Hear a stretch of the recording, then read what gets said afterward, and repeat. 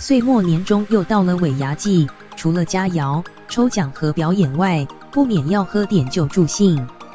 但艺人何嘉文就在节目中分享主持尾牙经验及趣事。他说，某公司尾牙太嗨，几杯黄汤下肚，一名40几岁的男员工醉醺醺上台后，对另一女员工大告白，而担任主持人的何嘉文还直呼浪漫，没想到全场突然安静。后来他才知道这名女生的老公当时就坐在旁边，真是尴尬万分。何嘉文在节目《小明星大跟班》中透露，有次主持尾牙，一名男员工抽中最大奖，被要求上台发表感言，没想到喝醉的他突然开口叫了一名女员工的名字，并且大声告白：“你知道我很喜欢你吗？”不仅如此，男员工下台后，竟直接走到这名女员工的座位旁，抱着她再度说：“我真的超喜欢你的，我超想要 X 你的”等露骨告白。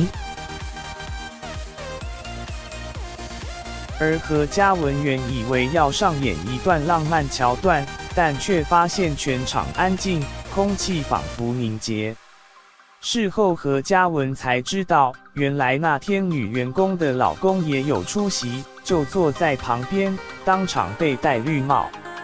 其实两人的婚外情在公司早已不是秘密，但没想到却因为男员工喝太醉，自己脱口爆出这段婚外情。